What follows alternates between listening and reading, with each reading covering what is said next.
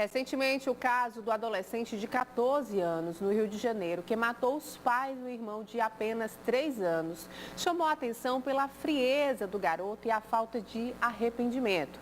Casos como esses chamam a atenção para uma problemática de saúde mental que afeta milhares de crianças e adolescentes ao redor do mundo, a psicopatia infantil. E é sobre esse assunto que eu converso aqui no estúdio com o neuropsicólogo Fábio Melo. Bom dia, seja bem-vindo, é um prazer recebê-lo aqui no Bom Dia Alegre. Bom dia, Juliana, bom dia a todos.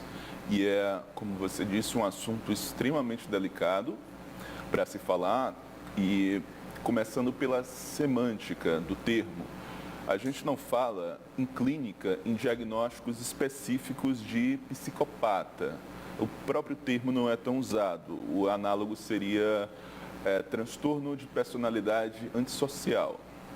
Mas, no caso de crianças, não dá nem para fechar esse diagnóstico, porque entende-se pelo Conselho de Psicologia atualmente que ela ainda está em formação nas suas noções, na sua perspectiva de mundo, na construção da sua personalidade.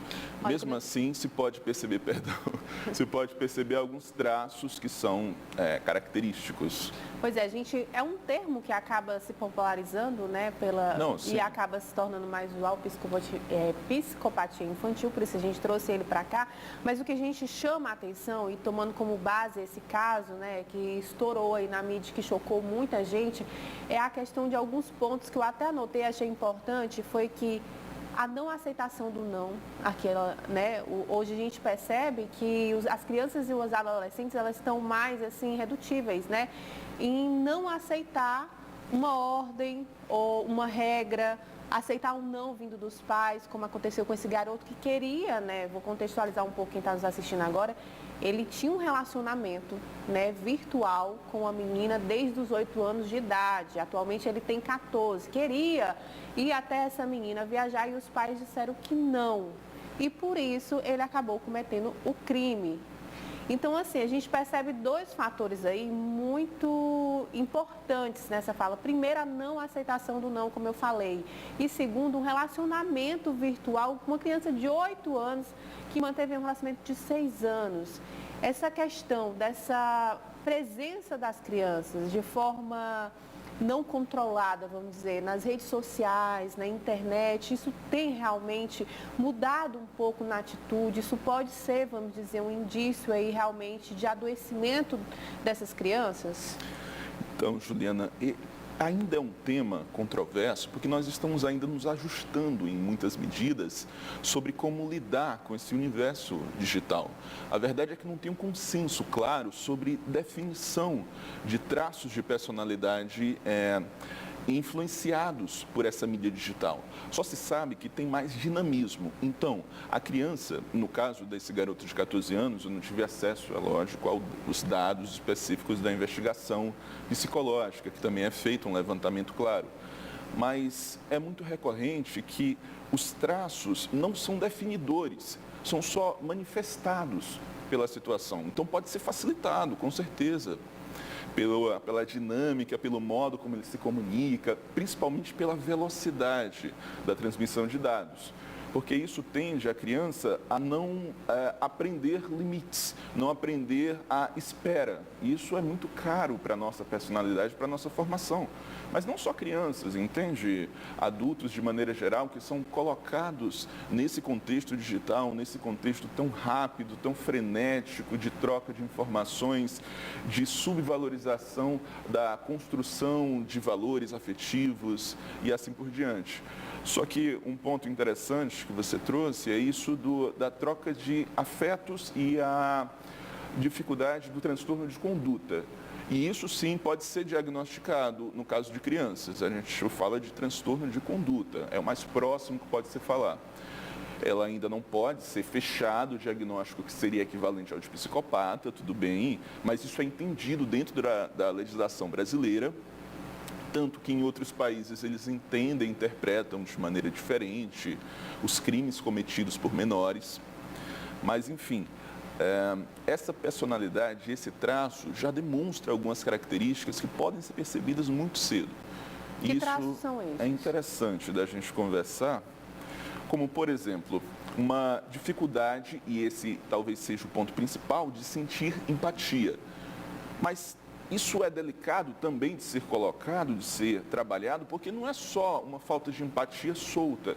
Isso tem que ser entendido porque ela ainda está aprendendo as regras do contexto. Ela tem impulsos libidinares, como todos nós temos, inclusive adultos continuam tendo impulsos, mas nós vamos aprendendo a nos limitar, tanto quanto possível. E, enfim, só o fato desse garoto do qual a gente está falando, esse caso especial do Rio de Janeiro, ter tido esses impulsos, essas vontades, essa dificuldade de lidar com o não é o suficiente para caracterizar um psicopata ou mesmo para ficar atento. O problema, de fato, passa a ser a frieza da execução, a falta de empatia, a falta de arrependimento, como ele mesmo falou, pode ser um traço aí? Com certeza.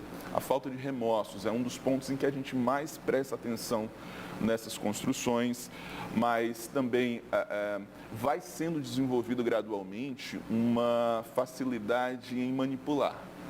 Não que eles tenham uma característica inata para manipular o emocional dos outros e tudo mais, mas eles vão desenvolvendo isso por necessidade para continuar realizando seus desejos mais íntimos, mais intensos. E, Fábio, como se fala, né, dessa questão desses transtornos de personalidade, o ambiente ele é importante nessa modificação dessa personalidade? Com certeza, o ambiente e os cuidadores mais próximos é o que vai ajudar a fazer as imposições das regras morais, as regras de moralidade. Simplificando bastante, acontecem efeitos de influência muito mais complexos na nossa construção, na formação da nossa personalidade. Mas eu diria que é limitador a gente dizer que é só o ambiente que transforma, que configura o sujeito. A gente pode até cair em vieses, como achar que uma criança é daquela maneira porque cresceu em um ambiente violento, por exemplo. E não é tão simples. É lógico, tem uma participação na internalização das regras, como a gente está falando, mas também tem uma participação muito grande de predisposições. E é essas que nós podemos começar a prever ou prestar atenção, tanto quanto puder.